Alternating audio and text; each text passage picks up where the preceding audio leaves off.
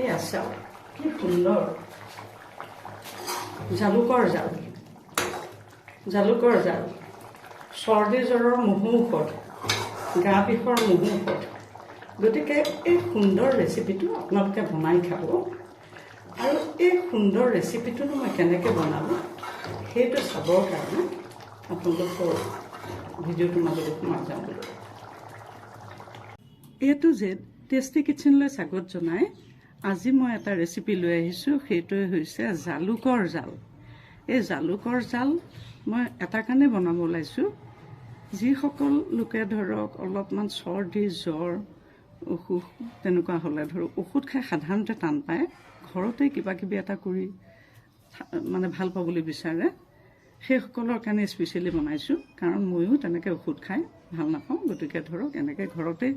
এইবোৰ খাই মই ভাল পাওঁ সেইটো কাৰণে ভাবিলোঁ এই ৰেচিপিটো মই সেইসকল লোকৰ কাৰণে স্পেচিয়েলি আগবঢ়াওঁ তাৰ কাৰণে মই লৈছোঁ এয়া জালুক 1.5 চামুচ লৈছোঁ ক'লা জালুক হয়তো পৰিমাণ আপোনালোকে প্ৰতিটো বস্তুৰে কম বেছিকৈ ল'ব পাৰে মই জালুক 1.5 চামুচ ল'লোঁ ক'লা জালুক গোটা তাৰপিছতে আদা অলপমান ল'লোঁ কুটি গোটা জিৰা গুটি অলপমান ল'লোঁ শুকান জলকীয়া এয়া 3টা ল'লোঁ এয়া নহৰু কেইফালামান লৈছোঁ তাৰপিছতে এয়া কণী 2টা সিজাই লৈছোঁ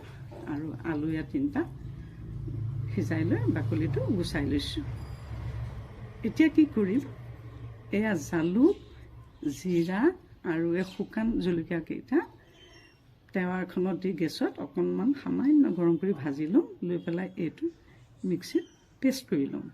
এতিয়া এই ৰেচিপিটো মই কেনেকৈ বনাওঁ এইটো চাবৰ কাৰণে বোলক এতিয়া পাকঘৰৰ মাজলৈ সোমাই যাওঁ এইক্ষেত্ৰত আপোনালোকক মই এটা অনুৰোধ কৰোঁ আপোনালোকে মোৰ চেনেলটো যদি বৰ্তমান ছাবস্ক্ৰাইব কৰা নাই এইটো যে টেষ্টি কিটচেন তেতিয়া প্লিজ ছাবস্ক্ৰাইব কৰি দিব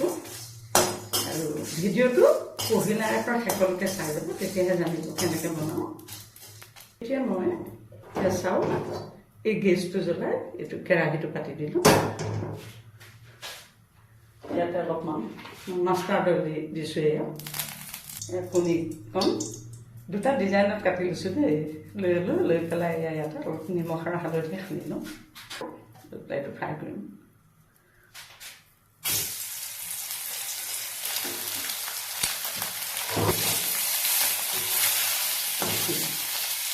ইতিমধ্যে কণীটো ভজা হৈ গৈছে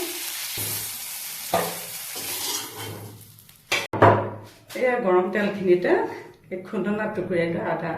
নহৰুখিনি দি দিলোঁ মই এনেও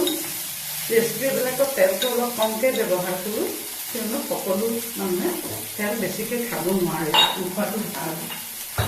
ইয়াতে আন্দাজমতে নিমখ দি দিলোঁ ৰেচিপি জোখাৰে নিমখ দিলোঁ ৰংগুড়া দিলোঁ নিমখ দি দিলোঁ ইয়াতে এইয়া সিজাই লোৱা আলুখিনি বাতি এটাত অলপ পানী ল'লোঁ লৈ পেলাই এইটো এটা পেষ্ট কৰি ইয়াতে ঢালি দিলোঁ এয়া দেখিছা গোটেই গোটাই ৰাখিব খাবলৈ নপৰে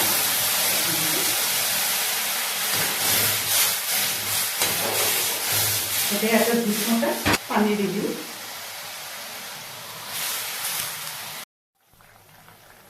ইতিমধ্যে জোলখিনি উতলা সুন্দৰকৈ আৰম্ভ হৈছে ইয়াতে মই কি কৰিম এতিয়া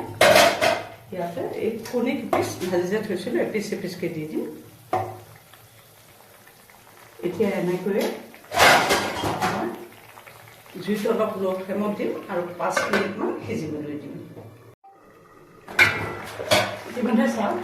ইয়াত সুন্দৰকৈ জোল প্ৰস্তুত হৈ গৈছে এতিয়া মই শেষত কি কৰিম চাওক ইয়াতে